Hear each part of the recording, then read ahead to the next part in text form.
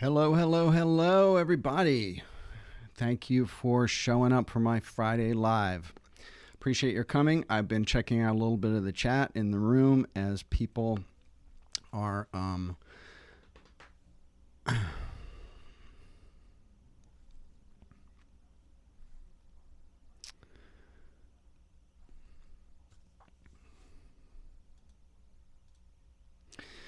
Hey, sorry about that. Sorry about that little live lag. I was just trying to make sure that my Facebook feed was working. And welcome, everybody. Thanks for showing up to my Friday Live.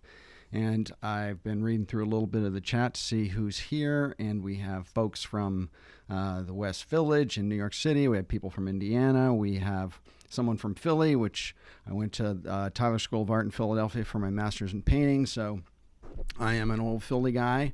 And so, hey, Paul. Hey, Sheila. Sheila, good to see you again. Mark. Joselle is here. Now, everybody should know Joselle Tech is my moderator for this live chat, and she's going to be collecting questions and fielding those for me at the end. And today's live is going to be a little bit different than a couple of other ones that I've done. I've done some AMAs, so Ask Me Anything type of lives, and today's is not going to be that. Today, I'm going to be kind of sharing some specific content that I developed actually for a conference, a digital conference that I did a few months ago, and this is just a portion of that. And I wanted to kind of share it with you guys because I think it's very important and pertinent information for entrepreneurs as well as design freelancers, or design business, or agency owners. And so, hey Jay, who's Suzanne? Yeah, please shoot in and say where people are from. Indonesia, Sat, good to see you. And Motion Master Templates. Hey, how you doing, man? It's good to see you. That's one of my mastermind pals. And so, as I said, Joselle Tech is my moderator. She's going to be pulling in questions during the time that I'm speaking. So towards the end, when we do some Q&A, she will be posting those out to me through Facebook Messenger, which is on a different screen. And I'll try to answer as many of those as I can. I'll probably be on about an hour, maybe longer. Sometimes it goes longer. And hey, Shaq. So what I wanted to talk about today is designing a design business. So what are the key pieces of a freelance business or a design business or an agency business? What are some of the key things you need to build, some of the key considerations that you have to have, some of the key infrastructure things that you got to have in place? And, as many of you know, as I've talked about on my YouTube channel, I was in the both on the client side and the agency side of the business for 25 years. And about 4.5 years ago, I went off and I started my own agency, Verhal Brand Design. And it was a real eye-opener because I always had all that infrastructure set up for me as I managed big creative teams in companies and agencies. And when I went out on my own, I was just kind of blown away with everything that I had to have in place. And I kind of started off small, and then as I needed things, I built them. As I needed software as a service, I took it on, and I evaluated all those things as I built it. And so I wanted to talk about kind of the whole enchilada, essentially. It's going to be a quick kind of review of all the key major aspects that you have to keep in mind and have to address when you have a freelance business or when you have a branding agency or a design agency. So I wanted to talk a little bit about that. Hey, Kyle, good to see you. Andrea, Namu, Alan, Random. Mark, of course, good to see you. Padram. Berkeley, cool, Berkeley, California. I was just on my weekly mastermind call with my mastermind group that I am a part of, and a couple of three of my mastermind members are out there in California, 2 in San Francisco, 1 in East Bay. And so I used to live in San Francisco for 7 years, so California's got a very dear place in my heart. And so let's jump right into it. Some of the key aspects that you need when you design a design business. Hey, Barbara. Oh, Barbara Morrison. Barbara Morrison is part of my family. So that's so cool that she showed up. Awesome. Good to see you, Barbara. Rhonda from Chicago. Cool. When you start a design business, you really have to, first of all, think about whether you have the skill set, the entrepreneurial skill set in order to do that, whether it's a freelance business or an agency. You have to really make sure that you have some serious motivation, because when it's a show of one at the beginning, before you build on, employees or new partners, you're going to be wearing all the hats. So you got to make sure that you have a level of ambition. You have to really be kind of self-motivated. You have to set up and be comfortable with setting strategic goals for yourself. You have to be resourceful. To a certain extent, you have to be a generalist. A lot of people, who work in agencies and corporations who are designers are cloistered, and they're just doing design work, and they're not exposed to account management or strategy or finance or all of those broader aspects of running an agency. And when you do it on your own, you got to wear all those hats at the beginning. And if you're coming out of the agency or corporate world, it's a real eye-opener how much of a generalist you really have to be. And so there's also a level of self-directed learning that you have to have. So you really need to be self-motivated, and when you don't know something, really have the resources and the motivation in order to go out and find that information. And you also have to have a tolerance for risk. So it's all on you, really. You're going to have to get your clients. You're going to have to, get the money coming in. You're going to have to do the work. You're going to have to keep them happy, and you're going to have to find and book more clients and pitch and win business. So all of that is kind of on your shoulders, and you have to carry the financial burden of that and, paying your bills and paying your partners or paying your vendors as you do that. And then also you're going to really need kind of a sense and a skill set in time management or organization, because running a freelance business or an agency, there's a whole lot of moving parts, as I said, across finance, across account management, across, delivering the designer strategy or whatever the creative product you're delivering, whether that's, video or audio or animation or coding or websites or whatever that is. And so I like to talk about like the magic 8-ball questions. And the 8 questions that I think are important to ask yourself are, number 1, are you self-motivated? Number 2, do you have a broad kind of range of knowledge? Are you a bit of a generalist? What's your tolerance for risk? So number 4 would be, how much predictability or kind of safety or security do you need? Because the market and the demand for products and services go up and down, sometimes driven by the economy. How much business experience do you have? So that's how much, financial management experience, et cetera, do you have? Number 6 is, do you need a lot of support? Do you need financial support, emotional support, motivational support, strategic support? What are those areas where you're not so strong in that you're going to really have to either develop that knowledge on your own, or whether you're going to have to really look for that support somewhere else from vendors or partners? Do you love learning new things? That's number 7. And number 8 is, are you financially prepared? This is one that I try to drive home with people who are just coming out of either corporate or agency roles and going off on their own. Are you financially prepared for that first year and a half of being in business for yourself? I like to recommend that people have anywhere from 6 months to a year of all their expenses in the bank. Pay your rent, your food, your insurance, all of that sort of stuff before you go out on your own. Because it's going to take a lot longer than you think to get the engine going, to get that engine of new clients coming in, your new business efforts bearing fruit. As I said, getting all of those infrastructure pieces put into place and set up and going, and so you know how to use them and there aren't any glitches. It's going to take a while to do that. So you really have to have some money in the bank. So, if you had absolutely zero revenue coming in, would you be able to keep going and doing what you're doing? I think 3 months is way too little. 6 is probably better. But really, if you're going out and doing your own thing, I would say a year.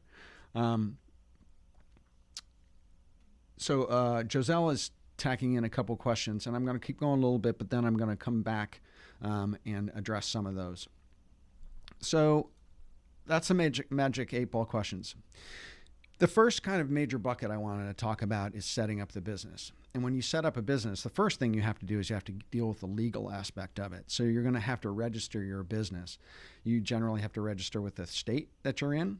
And you have to kind of set it up in terms of what type of business it's going to be, whether it's a sole proprietor's business or whether it's an LLC or a C corporation or an S corporation. All those sorts of types of businesses have different requirements in terms of taxes, in terms of whether you have to file annual reports, in terms of whether you have to have board members.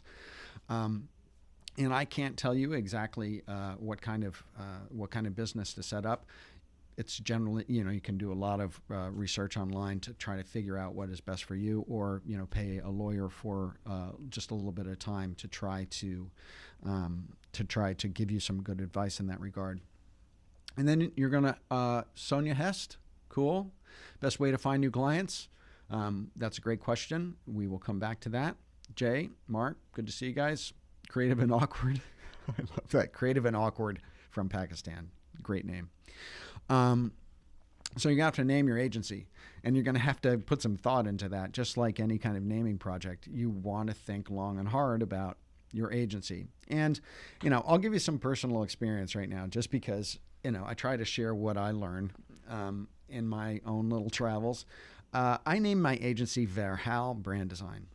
Verhaal is a Dutch word. It means story. Story is really, really important in branding and in design. It's like telling stories, right? My family is Dutch. My family came to the United States in 1623, so way back when it was New Amsterdam. And Verhaal is a Dutch word. It's spelled with 2 A's. It's kind of hard to pronounce. Here, look, I'll do this. I have all sorts of stuff I can put on the screen here. It spells with 2 A's. It's hard to pronounce. A lot of people say Verhaal. I said Verhaal for the first 6 months I had going before I was on a podcast, or I was actually doing a webinar, and a guy from Holland say, "Oh, by the way, you're pronouncing the name of your agency wrong." Duh. So I learned to say the name of my agency. Now, the thing about that is that that name meant a lot to me, but it doesn't mean a lot to a lot of other people, except Dutch people. And it's hard to pronounce, and it's hard to spell, and it doesn't really mean anything. So would I rename my agency if I didn't have it like in 10 zillion places all over the internet? Probably. And I'm actually kind of sunsetting the visibility of that name on the internet as I launch Brand Design Masters, which I'll talk a little bit about more about later. Brand Design Masters Academy, Brand Design Masters Podcast, Brand Design Masters Guild. All are all products under the Brand Design Masters name that I'm going to be launching this year. And that name is much more intuitive. Brand design, got it. Masters, mastery, right? It's easier to remember. It means something. I got the URL, and it had some availability. And it also means a lot to me in what I do. So think about your agency name. Does it talk to your audience? Is it easy to remember? Is it easy to spell? Can you get the URL? All those aspects of naming. Hey, Daniel. Good to see you. Catherine, Rita Adams, good to see you again. She's a regular, which is awesome. Thanks for showing up. Hold it a little dry. So, yes, agency URL. You also, when you're naming, you also kind of want to check out whether the social media accounts are going to be available under that name or some reasonable variation of that name. And then you need to develop your brand identity. So your own logo, your own 9 design element ecosystem, which I'm sure you see my video about. It's the logo, it's the color palette, it's the font choices, it's the illustration style, photography style, layout style, all of those things that are going to go into visually representing and creating that memorable experience when people experience your brand online. You're also going to have to set up your financial accounts. So that's like, the basic is a business checking account, but you also have to set up payment processing systems because most clients want to pay digitally. No one likes to send checks through the mail anymore. And so that's setting up things like PayPal, business account, Stripe for credit card processing. There's all sorts of services like that. And then on top of that, your financial software, your financial tracking software. So software as a service that like FreshBooks or QuickBooks. I personally use Xero, which is kind of overkill. But it's incredibly robust, and it allows me the capability of managing my partners and my subcontractors in projects that I work. Some of those other ones like FreshBooks and QuickBooks don't really that easily. So that's why I use that. So setting up your business, those are some of the kind of key things that you want to keep in mind. Now, what you offer.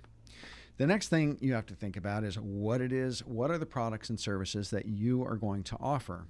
Are your products and services going to be niche? Are you going to just offer, logo design? Are you going to be doing, video and video animation and video editing and audio engineering for video? I mean, how broad is it? How narrow is it?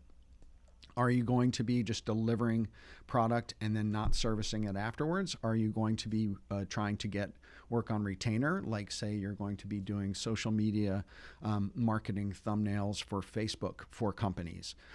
And you're going to work on retainer and have a constant stream of work from the same clients in a repetitive fashion. What is that product and service offering going to look like for you? Then, also, are you offering strategy behind whatever that product or service that you're offering? Is there design involved? Is there consulting? Are you going to consult in an intellectual kind of way with people around the product or service that you're offering? Are you offering media, audio, video, animation, software, coding?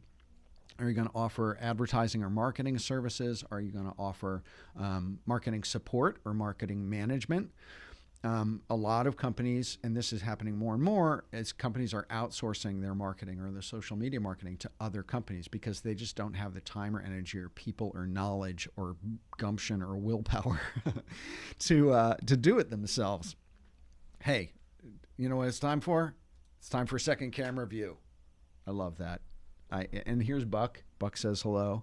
I tried to get a camera angle that I could get all of Buck's horns in it, but it was just like pulled back too much. But anyway, and this guy back here is Rex Ray. He's one of my favorite artists from San Francisco. Look him up, Rex Ray.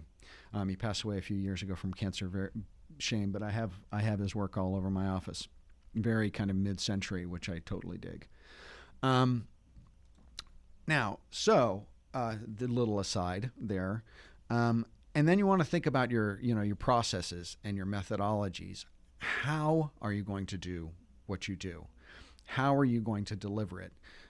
What's the processes that you're going to go through? What are the phases of work that you're going to go through when you deliver the work that you do for your clients? You want to kind of map that out in a bit of a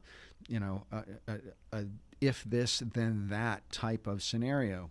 I use a mind mapping software which I find it's really fun, and when I'm trying to get my head around a particularly convoluted topic, or I'm spinning in terms of brainstorming stuff, or just need to capture a whole lot of stuff that relates to other stuff, I use a mind mapping software called XMind, and I'm not an affiliate. I'm not getting paid for this, but they're really amazing. They have a free version, and you might want to go check that out. It's totally fun.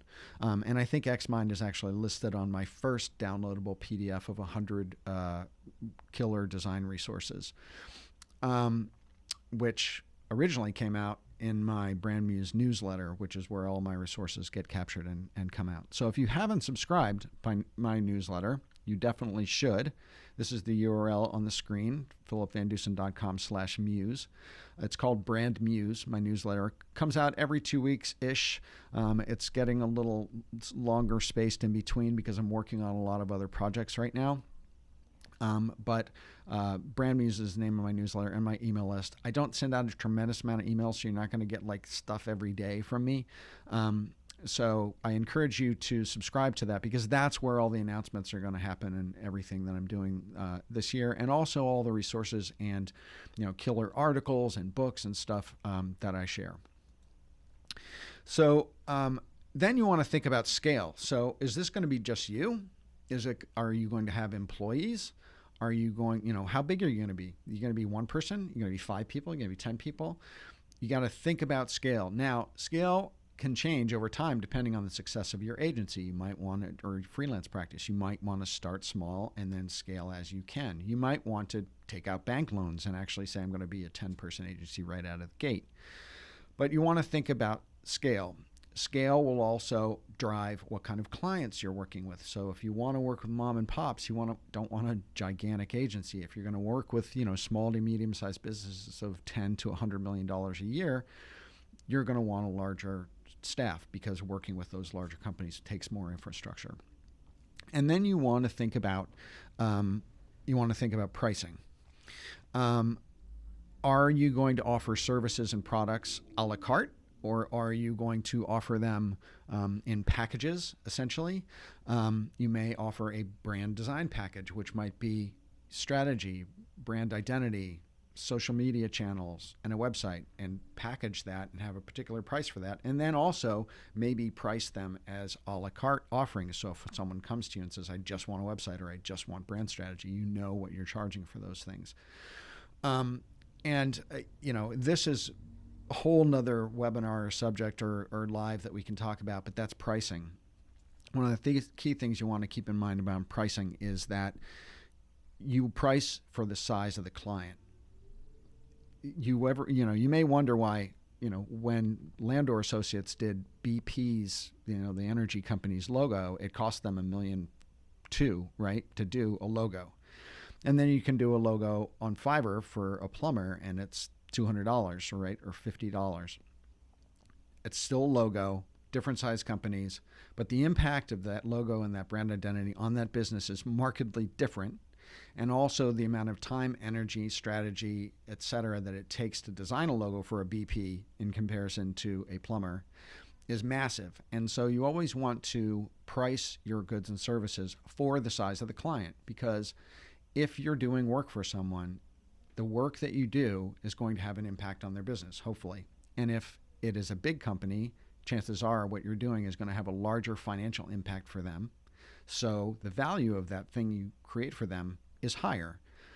If it's a plumber and what you do for him may only drive an incremental $500 a month for him, then it's not going to be as expensive, because it's not going to really mean as much to his business. That's overarching. We can talk a whole lot about that at a later date. And thank you, Joselle, for capturing the questions. There's some great questions coming in on Messenger from Joselle, and I'm gonna cruise through those, and I'll take a break kind of in a few minutes and maybe answer a couple, and then I'll come back to kind of what I'm presenting.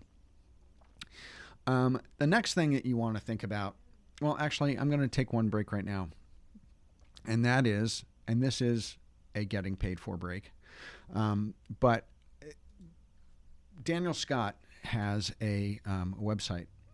It's a Adobe training website called Bring Your Own Laptop. And you may have seen Daniel Scott's interview, my Brand Muse interview with him on my YouTube channel.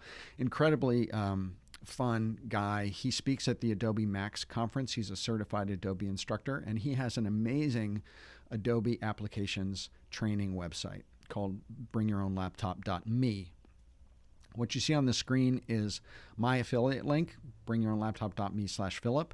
He works on a subscription model, so it's like, I don't know, $15 or $20 a month, something super reasonable for access to all of his Adobe training.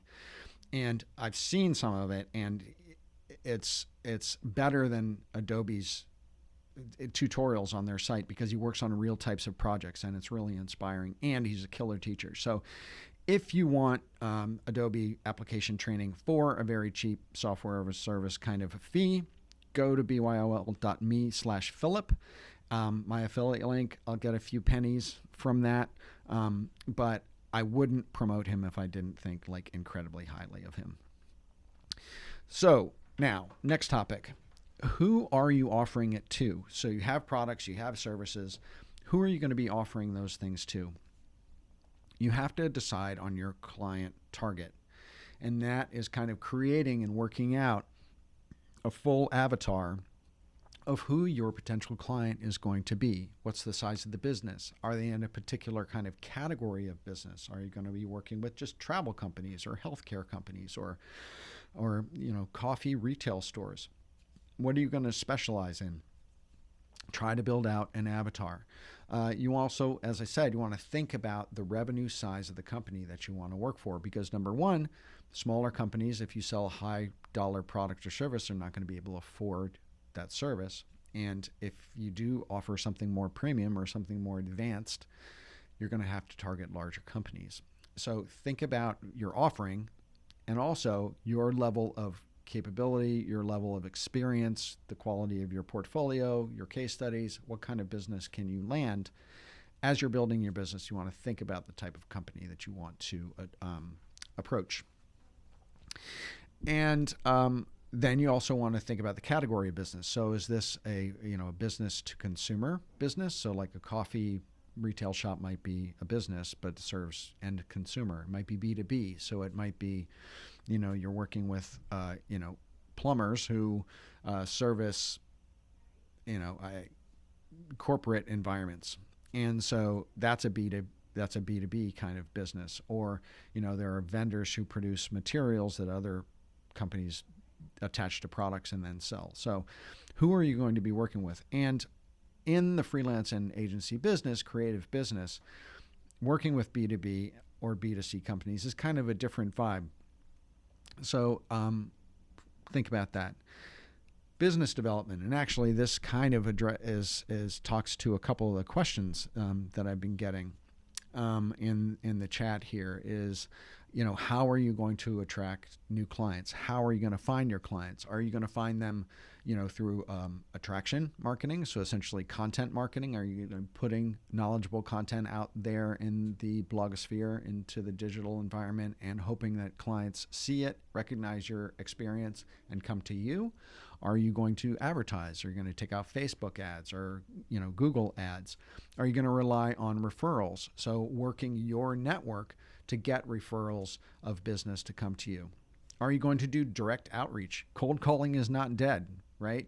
I mean, you can, if you define your avatar and you know the types of companies that you want to work for and the size of companies, you can find contact information on the web or through services, so you can do direct outreach, cold calling, or warm calling through LinkedIn. You may find people in marketing departments in corporations through LinkedIn, connect with them, share some content with them, develop a little bit of a rapport, and then hit them with the big question of, hey, I do this sort of work. Do you have anything or that you might be able to toss my way? Or even more importantly, if you don't, this is always the question that you ask, if you don't, do you know someone who might? And that's another way to expand your network incrementally and actually geometrically. And then credentials. And this is something, sorry, dry again. This is something that you want to think about too when you're starting off, is that, and this is one of those things that I was very lucky because I'd had a long career in corporate and agency work, that I had an incredible portfolio of work. Now, that said, a lot of my work was with giant corporations, Chevron, BP, Coca-Cola, Pepsi-Cola, Johnson & Johnson. But I've done the big corporate thing. I've done the global corporate thing. And when I went on my own to do consulting, I didn't want to work with those people anymore. So even though I had this killer portfolio, it wasn't really speaking to who my target market was going to be. Yes, it showed that I knew what I was talking about, but when it came down to it, it was missing the mark. So I needed to really get on the stick and develop and highlight the work that I did immediately with small to medium-sized businesses to make sure that I was populating my credentials and my portfolios and my pitch decks with small to medium-sized business work. So one of the things that you're going to need to do when you start your agency is that and you're never prepared for this when you first start off, is that you talk to a client, potential client, you get a call and they say, have you done, I have a website that I'd like to get done.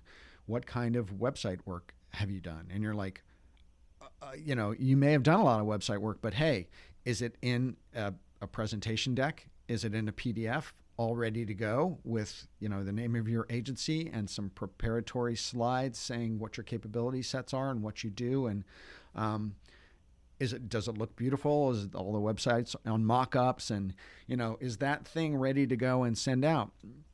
If it's not, when you're building your agency, that's one of those things that you don't want to get caught with your pants down about, is that, when someone goes, they come and go, I really need like the whole enchilada. I need some brand strategy work. I need copywriting. I need brand identity. I need a website.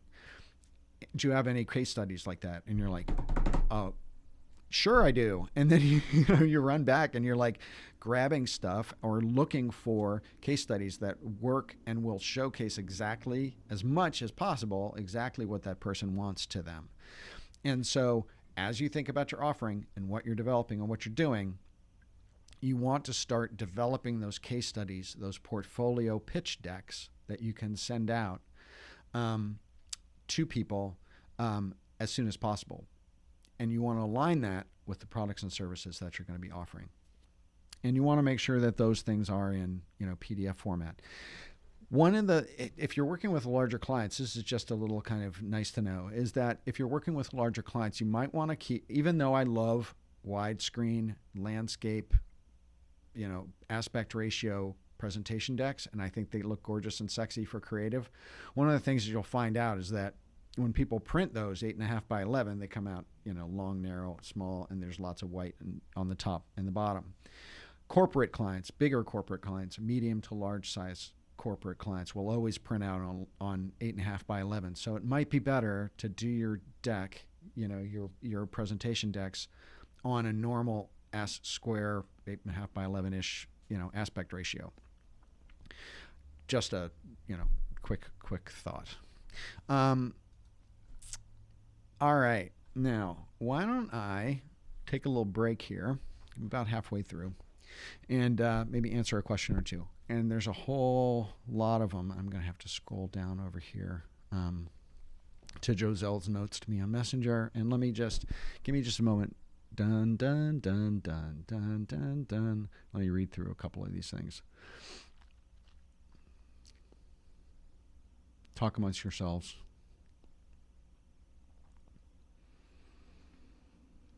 Oh, wow. Here's a kind of interesting question. Haley B. asks, traveling to New York City with my professor classmates to tour some agencies tomorrow. Any tips on how to ask insightful questions, present myself, general advice?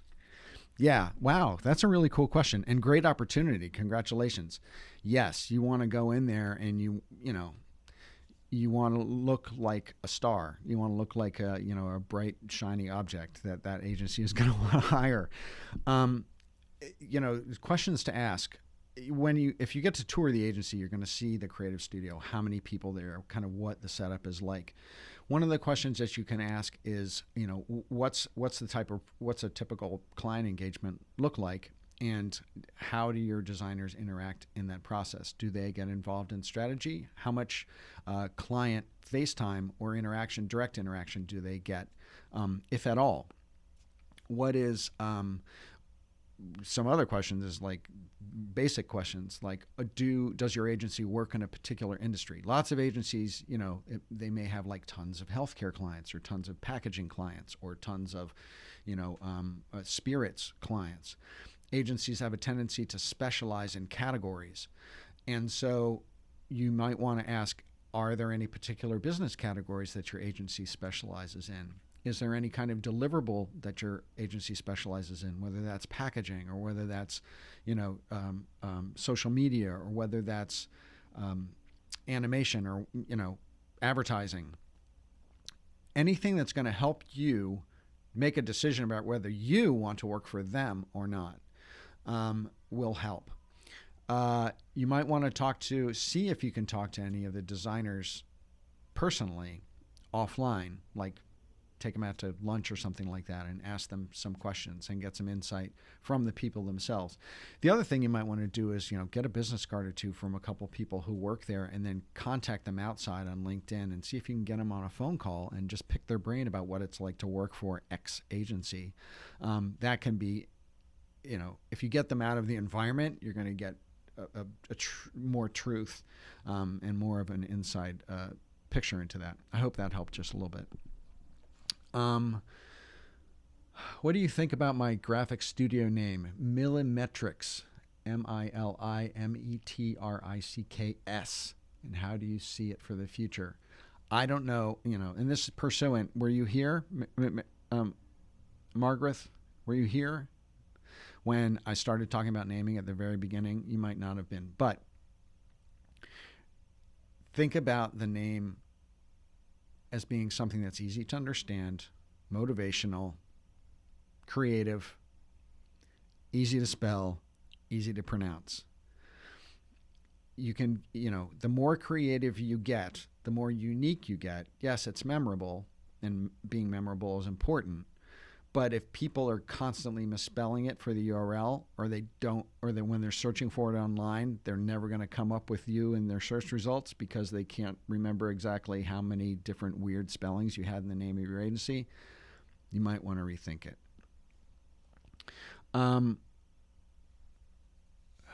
Barbara asks, are you familiar with the setup of a 501c3? Any suggestions for setting up educational offering or speaking as an expert? Barbara, I don't. I wish I did. 501c3. I'm thinking that's some sort of nonprofit-ish type of designation, but I'm not a lawyer, even though I play one on TV, and I can't answer that question. I'm really sorry. What do you mean by avatar? What is a pitch deck? Okay, Daniel, here we go. I'm not going to go into like that in amazing detail. A pitch deck. Number one, a deck is a PowerPoint presentation or a keynote slide presentation. A deck is a slide presentation.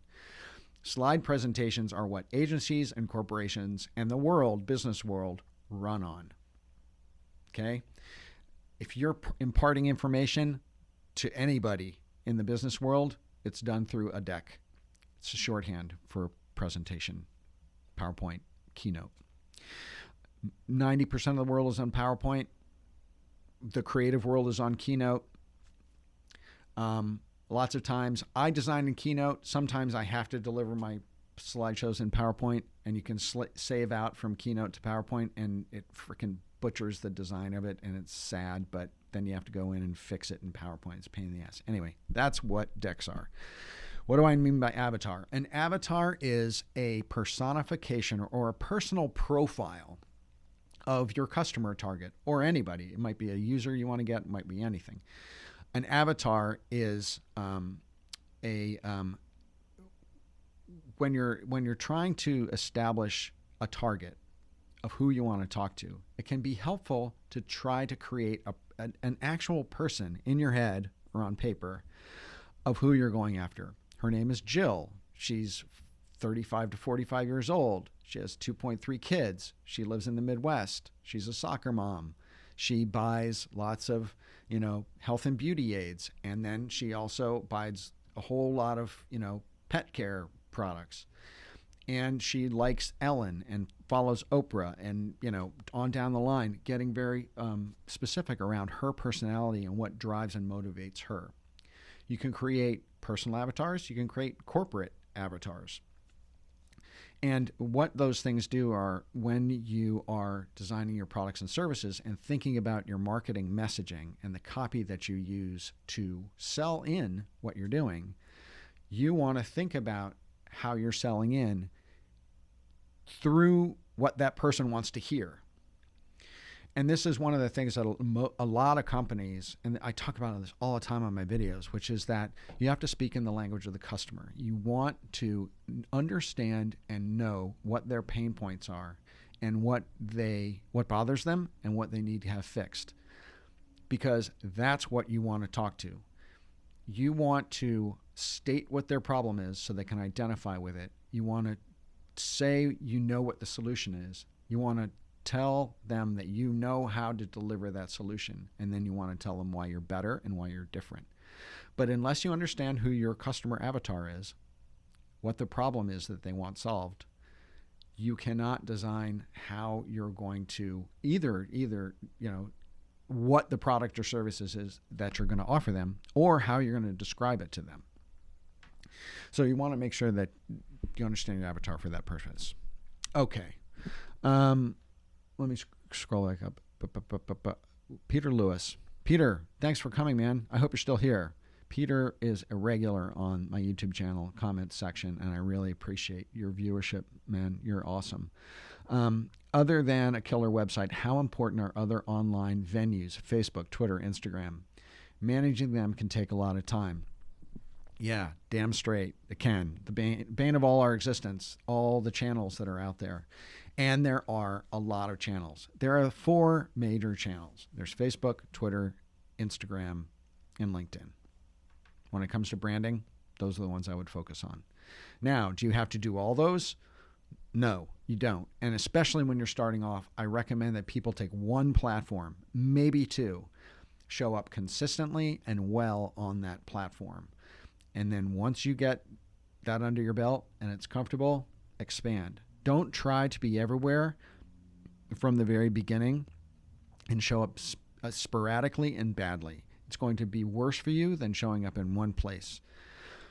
If you're going to show up in one place, it depends on who your customer avatar is. But where the businesses are on LinkedIn. And LinkedIn is getting more and more creative all the time. And it is it's not like the dry website that it used to be. Depending on who you're connected with and who you follow, the feed on LinkedIn can be, really motivational and cool. And there's a lot of designers and marketers and branding people on there. So you left LinkedIn off of your list. But yes, a website is probably, in terms of infrastructure, website, number 1. If you don't want to have or manage, if you're just a freelancer, I don't mean that, just a freelancer, but if you're a freelancer who does graphic design or video or audio or some sort of product, and you just need a place to put your portfolio, put it on Behance or something like that, and then link everybody back to that with your contact information on there. But the number 1 infrastructure piece is a website. And then the next one is your social presence.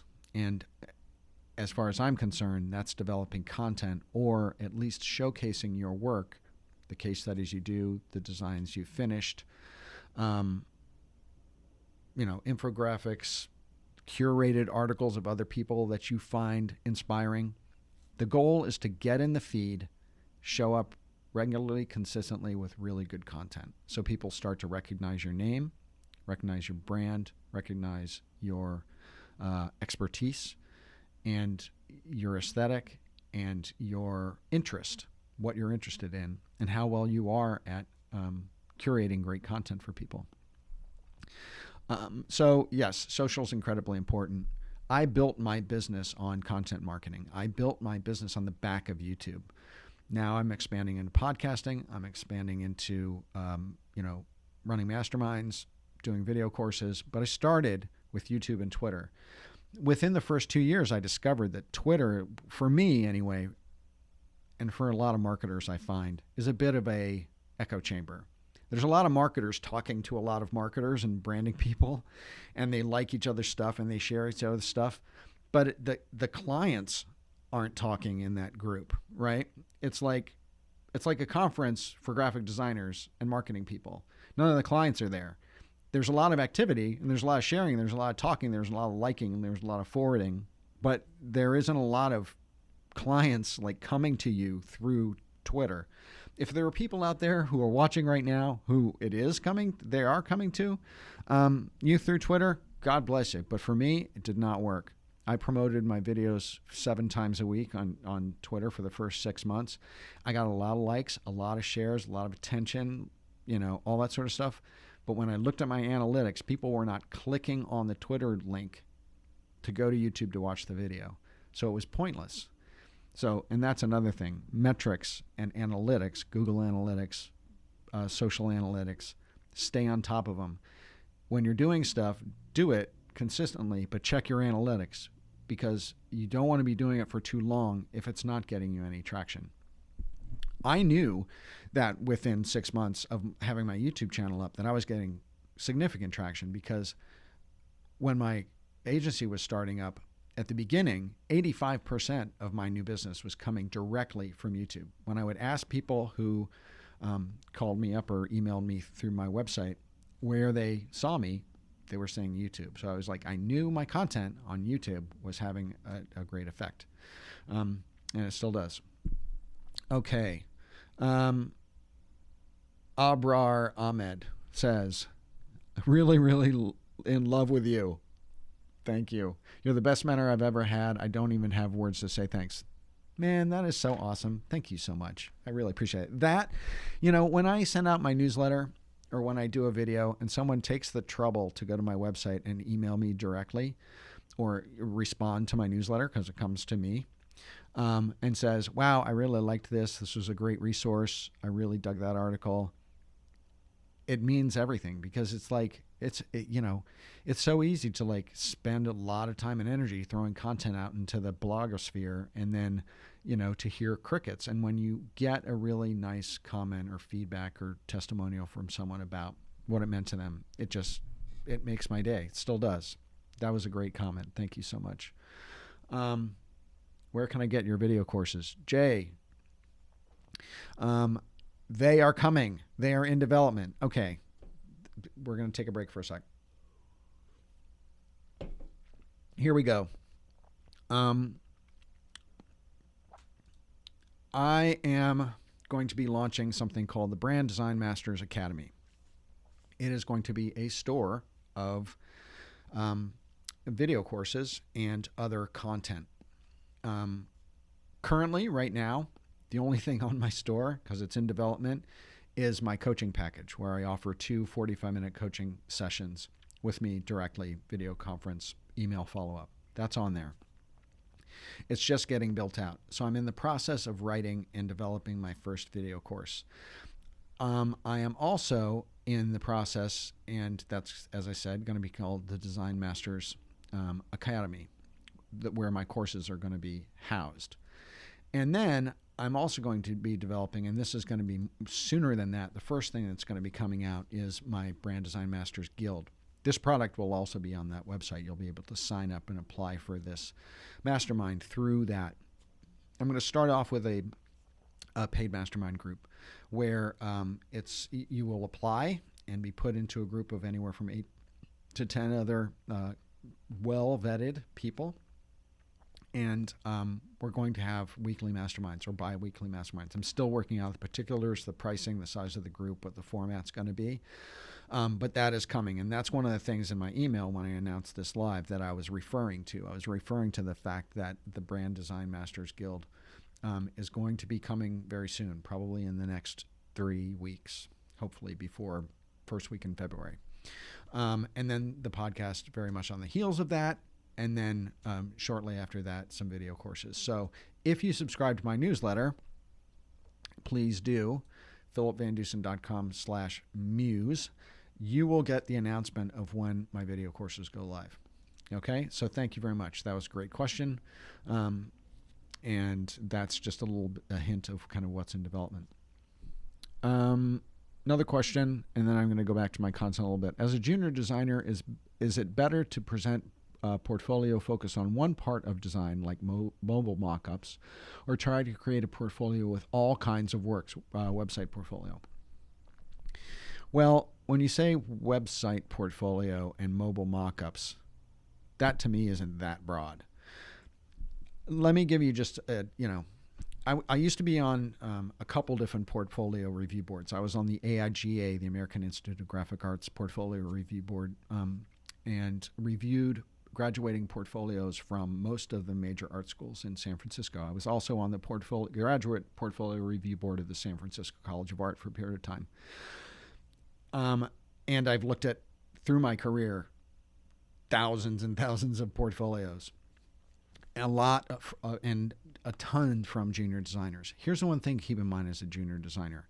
When you come out of design school, they teach you how to develop a portfolio it's a smorgasbord. It's got just a little bit of everything in it. It's got a little web, a little mobile, it's got a little tablet, it's got a little apparel, it's got a little packaging, it's got a little animation, it's got a little illustration, it's got a little bit of everything. And when I look at a portfolio like that, the only thing that I know is that you paid attention in school. It doesn't tell me at all about what you really like to do or what you're passionate about. So yeah, when you get out of school, that's what your book's going to look like. But as soon as you can, build in even spec work or imaginary project work, build out your portfolio with the type of work that you want to do. Because when you show your book to somebody, if it's a smorgasbord book, they're not going to know what you want to do. But if you show them a book that says, I love doing websites, I love doing mobile apps, I love doing, web animation, whatever that is, that's the work you're going to do. If you show them a book with the type of work that you want to do, that's what they're going to hire you for. Creative directors have no imagination, or at least they have no imagination in terms of knowing what your skill set is or getting inside of your head. So make sure that your book is as specific to what you want to do as possible. Yes, that paints you into a little bit of a corner. And when you're first starting off, you don't want to cut off any of your options. So I'm not saying like have it, I only want to develop apps for the phone, right? That's kind of limited. But between, websites and mobile applications, if you had a little bit of both of those in a portfolio, that's great. A little bit of variety is fine, but just don't be like all over the map. Akshaya gave some feedback. Finding your channel was probably one of the best things to improve my design career. Thank you so much for sharing your passion and your wisdom. Thank you. I wrote a video this week that I'm going to record tomorrow. Tomorrow's my recording day. I'm recording 4 videos. One of them is, in my career, I've hired 400 designers, and this is what I learned. And so I'm going to share a little bit about some interviewing key points to keep in mind if you are interviewing with people, because I've interviewed, like I said, probably over 3,000 designers, and I've hired over 400 in my career. So if there's one thing I know, it's about portfolio reviews. So check that video out. It'll be out within a month because they come out once a week generally. Ellie asked, why did you name it Guild? I named it Guild, the Brand Design Masters Guild, because in the old days, artists had unions, essentially. They had a guild of painters who had, and if you wanted to become a painter, you would have an apprenticeship with another painter. You would study under him or her, and then you would become part of the painting guild. A guild is a collection and a consortium and a supportive group of creative people. And so there's sharing of knowledge, there's sharing of skills, there's support, there's unity. And I thought that it was just a great name to name my mastermind group or groups. There will be plural, many probably. So it's called the Guild, and that's why. It's kind of an archaic term, but it means a lot, and it makes sense for what I want to accomplish with these groups. Okay, so let me jump back into the content. The next major bucket that you want to talk about when you're developing your brand or agency is how you're better or how you're different. Now, this comes down to real basic brand strategy in general for any company that if you were a strategist, that you would do for any company. But you want to think about this in terms of developing your own products and services. You want to, number one, and this is a really important one, you want to know your competition. So get out there and look at the types of agencies that you want to be. Who do you want to be when you grow up? Right? Find 3 or 5 agencies that are doing kind of work you want to do, looking kind of like you want to look. You have the ambition to be them someday. Go on their website, Look at every single page. Look at every single case study. Go on every single one of their social channels. See where they are. See what they're posting. See what they're doing. See what they offer, what their services are, how big they are, who their clients are, all that sort of stuff. If are they dealing with just local? Are they local? Are they global? How are they positioning themselves? How are they talking about themselves? What is their copy like? What is their marketing like? If you can tell, what is their pricing like? What is their product and service offering? Do a little competitive research, because this will help you evaluate what it is that A, that you like, B, what you really want to do, and C, what you got to get going building. And so one of the things that in my agency practice that I am constantly shocked by is that clients very rarely know much about their competition. They've never done this step. Maybe they don't know how to, and they pay me to do it, which is great because I love doing competitive audits. And I love learning about new industries. But you can't make informed decisions about your business unless you know who you're competing against and what that landscape looks like and what they're actually doing, because you are in competition with them and you've got to find a way to get people to choose you over them. And unless you know who and what and they are, you're kind of sunk. So do some competitive research. Next, develop your own agency's brand strategy. One of the video courses that I'm going to be developing is a very kind of quick hit. This is what brand strategy is.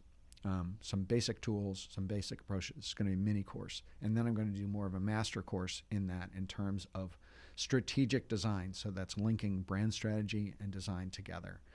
And so do a little bit of strategy work for your own agency. What is your brand positioning? Who are you? What are you offering?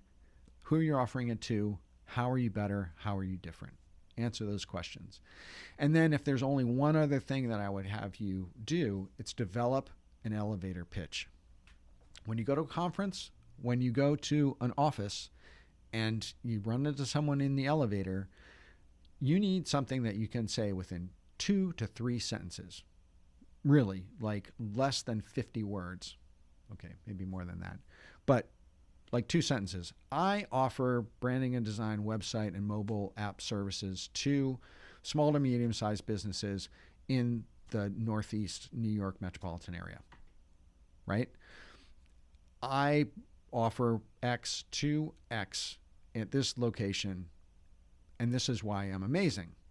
I do design the best websites for fly fishermen in Montana. And develop that elevator pitch, because you're going to want that in a very succinct way, memorized. So when you come across somebody who's a potential client or potential partner, you can bang out very quickly what it is that you do. Okay. Next is to codify or define closely what your why is. So why are you doing what you're doing? Now, this is a little bit more about you and your story, but what is it that you're bringing to the table that makes you great at what you do? Why are you passionate about it? Think about that a little bit, because people, that will be reflected in just about everything that you put out there. And why are you doing what you do? So what you do is deliver product or services.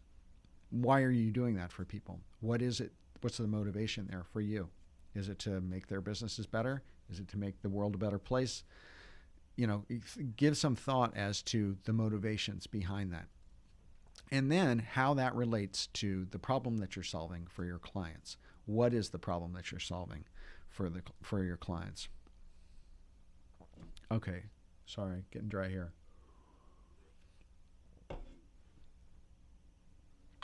All right, I'm coming up on the hour. I was only going to go an hour, but as usual, I'm going to go longer. So if you guys want to hang out, that's cool. I have like, how much more do I have? I have like 2 more big buckets, and then I'll take questions. So I'll probably be on until about 3:30. If you guys want to hang out. Hey, Justin. Cash, how are you, man? Good to see you. Cash is a Hal partner. So he's awesome. He's also an amazing designer. Natalie, Taylor, Anant, good to see you. Trevor, great to see you. Okay, key infrastructure. These are things that you need. Like I said to Peter Lewis, you need a website. Number one, you need social accounts. Okay. One of the other things that you really need is you need software or some sort of file sharing service, because as digital, designers, we are constantly sharing files with our clients. We're sharing with other vendors, and I use Dropbox. The advantage of Dropbox or something like that is that it's in the cloud. It syncs to all my computers. So I have an iMac at home and a laptop here and, my iPad. My Dropbox and all of my client work is always in the cloud. So if all my computers blew up simultaneously, I am not screwed. And I use Dropbox to share with my Joselle, who's on the Verhal team and helps me with marketing. I use it to share with Cash, who's a designer who helps me with design. And I use it to deliver work to my clients and to work across a lot of different partnerships in my agency. Dropbox, I live and breathe Dropbox. It is what I run my agency on. So recommend that very highly. And this is not an affiliate plug. This is just reality. Scheduling. I use Calendly. You're going to have to establish some sort of scheduling infrastructure. At the beginning, you can just use, play email tag and go back and forth and say, when are you free? I'm free now. I'm not free then. I'm not free at this time. It's incredibly time consuming and it's not efficient. So get a Calendly account where you can just put a button on the signature of your emails that says schedule here. And they can click that and go on Calendly.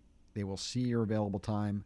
They will know when they're available and they'll schedule whatever they need. Make it simple. Don't play email tag. Set up Calendly or some sort of calendaring program that it's self-service, that they can do it themselves rather than you having to do it. You want to set up some sort of mailing list software. You're going to need to develop an email list. That's a whole nother live session we can do on that, and probably a video course too about how you build an email list and how you leverage it for a design studio or a freelance business. I use MailChimp. I'm considering moving to ConvertKit. There's a lot of different mailing list providers. Explore that. One of the things you got to develop, and I talked about this before, was templates. So, as an agency, you are going to have invoices. You're going to have to deliver quotes. You're going to have to deliver proposals. You're going to have to deliver pitch decks, PowerPoint, keynote presentations. You're going to have to deliver design work. You're going to have to deliver design presentations. All of those things are going to be in a format, and they're going to have a design look and feel to them. And it sucks if someone contacts you and says, I need a proposal by Monday, and you don't have a proposal template that you can just populate with the information that you got to write out. If you got to design the template first, that kind of blows. So you want to make sure that you have as many of those types of templates designed so you have all of the digital stationery that you're going to need for your agency as soon as possible. Another aspect of templates, and this is a huge time saver, and I'm all about efficiency, is email templates. You will find when you have an agency or freelance business that you are constantly answering the same questions all the time. And having response templates can be really helpful. I have probably 20, and they are organized by a brand identity and website, strategy, brand identity and website, consulting, all sorts of different variations of the a la carte services that I offer. And each one, I have them for various scales of clients too. So I have one for small to medium-sized clients. I have one for big corporations. I have one for little entrepreneurs. And I've mapped out and written out responses to inquiry emails that give people an idea of what I offer, how I offer it, what my process is, a general ballpark price category. And that, instead of writing the same emails over and over and over again, every time I would write a type of email for the first time, I would save that and I would use it as a template. I would change out the name, maybe change out a couple particulars, but it kept me from having to write emails over and over and over again. So don't be afraid of like form letters, because it will save you a tremendous amount of time. Okay, so financial processing. You're going to have to invoice people. So you're going to need some financial software, like I said, like Xero, FreshBooks, or QuickBooks. You're going to have to track your expenses, your billing, when you've gotten paid, what you're spending on supplies, whether that's software or hardware or vendors or partners. You're going to have some financial processing infrastructure in place. And then legal, and this is something that I is another course, but essentially for legal, you're going to want to, and I just did a video on this too. It just published, I guess, last week, on contracts. And so you want to make sure that you have a legally binding contract and terms and conditions for any project that you do, and you get your client to sign it before you start doing any considerable amount of work for them. If they balk at signing any kind of an agreement, run away, because they're not a client you want to work with. NDAs. An NDA is called a non-disclosure agreement. A non-disclosure agreement, and you can get these as forms on the website. You don't have to have them personalized for your agency. But basically what a non-disclosure agreement is, you as a designer may have to sign them. Clients may come to you and want a project, and it's proprietary information that they're going to share with you because you're going to do a project for them. But they want you to be legally bound not to tell anybody. So you may have to sign a non-disclosure agreement before they give you that information. Now, by the same token, when I hire partners to work on projects with me for Verhal, many times I have them sign non-disclosure agreements, because either I've signed one for the client, or I'm going to be sharing proprietary or important information with them that I want them legally bound not to share with anybody else. And so I will have them sign a non-disclosure agreement. And then there's agreements like finder's fee agreements or non-competes.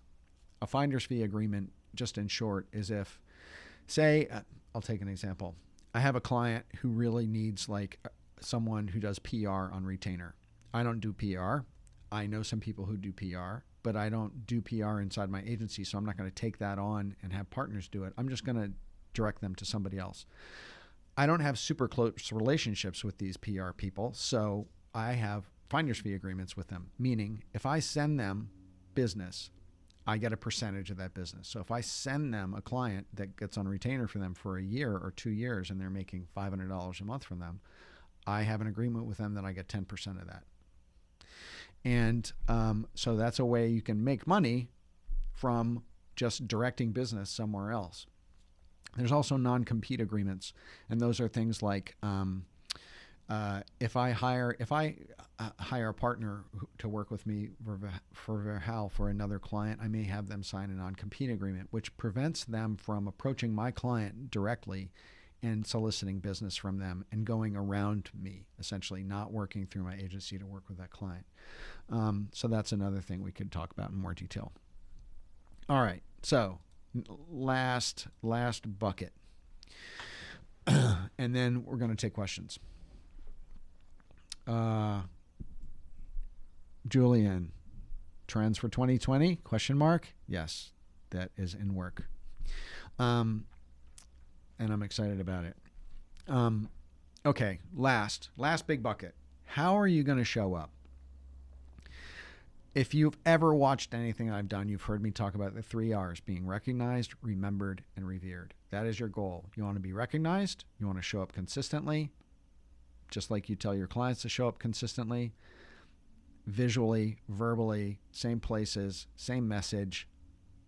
And so every time people come in contact with you, through the blogosphere, you can be remembered. They will recognize you visually, and they will remember who you are and what you do. And then you want to be revered. So you want to deliver products and services in such a way that people love you. They will recommend you to others, and you will be elevated as a brand and as an agency and as a freelancer and creative professional in their minds with godlike powers. And so that's our goals. That's how we want to show up. So you got to decide where you're going to show up in the marketplace. Like Peter's question, what social channels are you going to show up on? How are you going to show up on your website? What kind of content are you going to produce, if any? Are you going to go to in real life events? You're going to go to conferences? Are you going to host events? Are you, how are you going to show up? How are you going to show up visually? What's your brand identity, your colors, all that sort of stuff? How are you going to show up verbally? What's your tone of voice? And then what are your channels? So that's what are your digital channels? What are your in real life channels? Your website, social, content, as I said, advertising, marketing, retail, could be partnerships, could be affiliates. That whole ball of wax. How are you going to show up? How are you going to become visible in the marketplace? That's a big question to answer. And that's it in terms of that kind of big bucket of information that I want to dump on you guys in terms of designing your own design business and some of the aspects, key considerations, materials, services, hardware, software, processes that you've got to develop and that you've got to have in your holster to take to market and to take to battle in terms of getting out there and building an incredible design practice. I hope that was super helpful to you guys. I'm going to go into much more detail in that sort of stuff in some of my masterminds and also in some of my courses. And just to reiterate, please have your eyes open for the Brand Design Masters Guild, which is going to be members only masterminds that I am going to curate members of each particular group. So people are going to have to apply, talk about why they want to be part of a mastermind, what they're going to bring, what skills and abilities they're bringing to the table for others, what skills and abilities they want to develop, where they are in their business, how they want to grow, what they need help with. And I'm going to match people up in terms of level of skill set accomplishment. And so we have groups that are well architected where people are going to really make amazing connections with each other. Here's some of the things about masterminds which are really, really important. The people who are in a mastermind are generally more important than whoever the leader is. I don't care if, the leader is like Seth Godin, right? Seth's only going to bring a certain amount of like his light to a mastermind. But the people in that mastermind group, number one, they get to know each other, so they get to network with each other. So you immediately build your network and deep network relationships with people, like within a matter of weeks. You also will add rocket fuel to your learning trajectory in building your business and what you can do to make more money, get more clients, and be more successful. And what you bring to the mastermind is just as important as what you get out of it. Masterminds, and I've been part of, I want to say probably half a dozen in the last 5 years. One has been going for almost 4 years solid, and people have come and gone. But it has, without question, been the one thing in my business which has done more for my personal growth and development and where I am now in comparison to where I was when I left big corporate. Absolutely transformational. And I want to pass that on, both my knowledge and expertise and the kind of things that I share with you here and on my YouTube channel and soon in my podcast. I want to pass that on to you guys, and I want to facilitate your having that kind of growth in concert with each other. So that's why I'm launching the Guild. So please, please, please, please join my email list so you can be aware when that goes live. So I just wanted to kind of hip you to that. And then again, also, you'll notice a theme here, right? Brand Design Masters Academy, Guild, podcast, all subnomen, right? Under the same brand. The Academy will be video courses that will also be coming down the pike. So please be aware of that. Alrighty. So who am I? You guys probably know who I am by now, right? Okay. Trends for 2020? Question mark? Yes.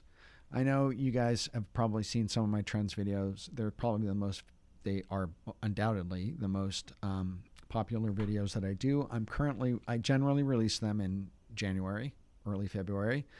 And so I am working on the 2020 graphic design trends video as we speak. They take a while to put together, as I'm sure you can imagine. Okay, so I'm just going to scoot back just a little bit.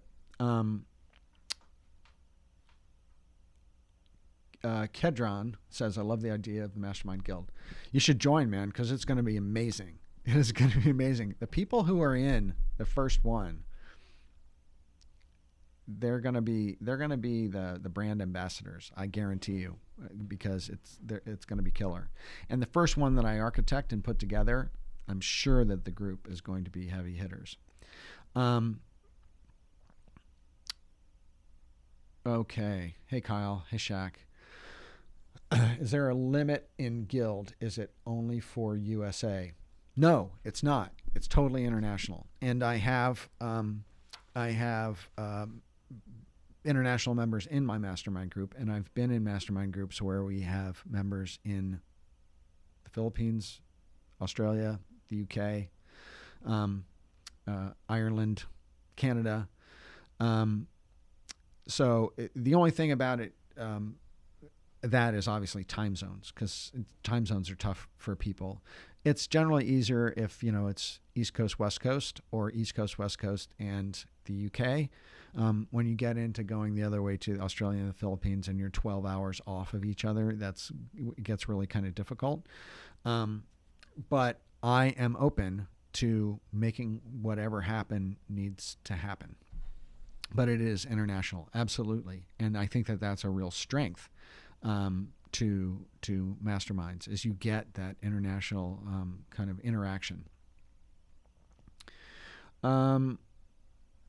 Joselle, is this your question or someone else's? What are you most excited about? Brand Design Masters Academy, video courses and products, or Guild, Mastermind, or podcasts? I'm excited about all of it. I really am. I'm totally excited about all of it. You can tell from me that my, exploding about Mastermind just now is that I am like super passionate about masterminds. I think they are amazing. And it blows my mind how many people have never been in one. And it even more blows my mind. I know, I've been around the industry for a long time, and some of the people that I've brought into my mastermind, the one I participate in, at people at my level, the people I've brought in there who are, ex-SVPs of Wells Fargo and, ex-vice presidents at Old Navy and, accomplished people who have never been in a mastermind or known about them. It blows my mind. And to tell you the truth, 5 years ago, I didn't either. But they have done more for my business than almost anything else. So the mastermind is the next thing that I'm launching, and then the podcast, and then the video courses. But I'm super passionate about the mastermind right now because, number one, it's coming down the pike soon, and I'm working on it at the moment. But number two, I feel really, really strongly about them. Should I separate my portfolio from my business on my website? Paul, clarify that. Should I separate my portfolio from my business? I don't know what that means. If you have a portfolio that's different from the business that you're in, yes, it should be probably a completely different website. If you are a freelancer in the design business, no, your portfolio should definitely be on it. So I'm not sure exactly what you mean.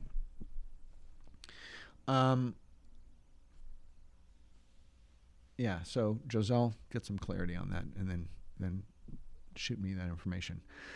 Kyle Kastner says, have you heard about Mite Networks? I recently became familiar with it. Curious your thoughts on it. Tried to add link, but got kicked back. Mite Networks. I'm not familiar with it. I'm sorry.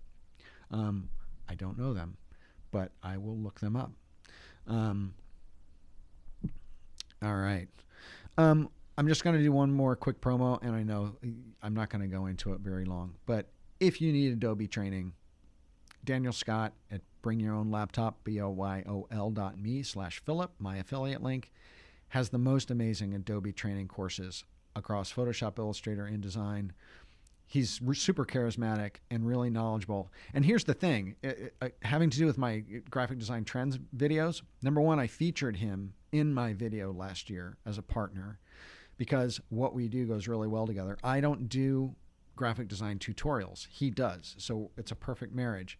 Number two is he actually used some of the trends that I had in my graphic design trend video last year to create tutorials to learn how to do them. Because what happens a lot is, people look at my trend video, I get 500,000, 700,000 views on these videos, and people are like, how do I do trend number 9? How do I do trend number 6? And I say, go to Daniel, because Daniel will teach you. And what Daniel does is he's taken a few of the more popular ones. He's actually created tutorials on how to achieve those aesthetics through the tools, through the Adobe tools. So check that out. I have my portfolio and business on the same site. Paul, I still don't understand. If you're in a creative business and your portfolio is on your site, yes, it makes total sense. If it's not, and you're a plumber and you have a portfolio, it should be on different sites. I don't know what it is about plumbers today. I'm just like on the plumber thing. It's easy. Mighty Networks, Kyle. Okay, that's cool. Typo. All right, I'll check that out. Do I use Asana or something like it with your clients? No, I don't. Asana, there's things like, Trello, Asana, all sorts of kind of project management type of things where you can interact with clients and share files and stuff like that. I don't particularly use that.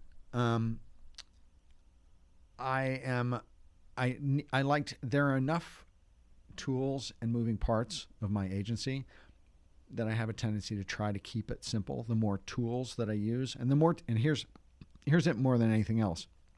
The more tools that I force my clients to use, the more difficult it is for me, because I have to get them on the platform. I have to make sure they know how to use it. I have to, follow up with it all the time. Maybe it's the level of how I work with my clients in my agency, but it's not a lot of collaborative stuff in terms of, and I don't like presenting that way either. So I don't particularly use Asana. I know people who swear by it. I know people who totally love it. Yeah. So anyway, that's my answer. Okay. Oh yeah. Can you explain about the calendar site with a button for clients to use? Yes. This is a very cool thing. Calendly is a scheduling calendar site. So if you link it to your Google Calendar, Calendly will reflect your availability. So you can say, okay, I want to be available from 9 to 5, Monday through Friday. And you link it to your Google Calendar. If you have a bunch of meetings laid out during the week in Google Calendar, when Calendly will reflect that lack of availability wherever you're unavailable. And anyone you give that link to, and here's the thing, you can set up on Calendly you can set up a 30-minute meeting, a 60-minute meeting, a 30-minute Zoom meeting, 30-minute, 60-minute Zoom meeting, a Skype meeting, a conference call, a XYZ, right? And you can set specific parameters and limitations and response emails and all this sort of stuff for each one of those types of meetings that you designate or create. And then people can go on your Calendly site and they can say, I want the coaching package meeting. They click on that, shows the availability on my calendar. They choose a date. You can also set up Calendly so that they can't even schedule unless they pay you. So if my coaching session is set up and they want to schedule a coaching session, they have to pay my hourly rate or my package rate in order to make the appointment. So what it is it is a calendar scheduling appointment that links back to your Google Calendar, or I'm not sure what other calendars you can link to it, but it basically gives people the opportunity to schedule meetings that are convenient for them within the meeting slots that you are saying that you're going to be available. You can say I'm only available 2 hours every day and set it up like that, and then people will have that limitation. But now your question was about clicking the button. So what I have done is on my email signature, I've created a button that says schedule here. A little green button. It's right underneath my name and my email address and my phone number and stuff like that. big green button says schedule here. That links to my Calendly page. So when someone says, I'd like to have an exploratory conversation with you for 30 minutes, I email them back and I say, hey, it's really easy. All you have to do is click the schedule here button below, schedule a 30-minute get to know you call, and at a time that's convenient for you, and we'll talk. I don't have to email them back and say, oh, I'm available Thursday from 3 to 5. Oh, and they go, I'm on the West Coast, or I'm in Canada, and I'm in Mountain Time, and I'm available from 3 to 2 on Thursday. Are you available? And then you're like back and forth, and it's like, that's why I have no hair. So I use Calendly because Calendly means it's systematized. You can push it off on them to schedule when you want to be available and when it's convenient for them.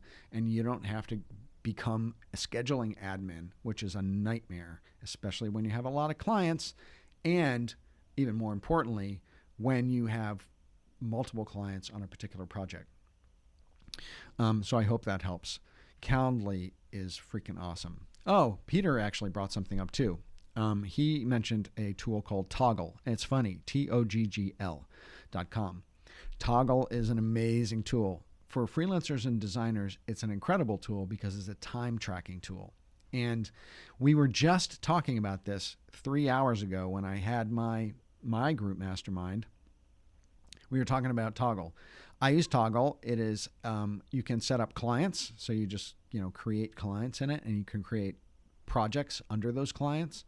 And then you hit the start button. You say, I'm going to be working on, this brand design project for this client, and the timer starts running. And when you're done, you hit stop, and it will categorize that amount of time to that client. And then at the end of the week or month or whatever, you can look at reports for how long you spent on those particular projects. Number one, it's great for tracking your time and paying attention to how long it takes you to actually do things. And also for keeping track of your clients' projects and time that you spend on them. So check out Toggl. It's a really great tool. Peter, thanks for bringing that up because it does work great. And, it's funny. I wish I used Toggl every time I, started pushing my mouse.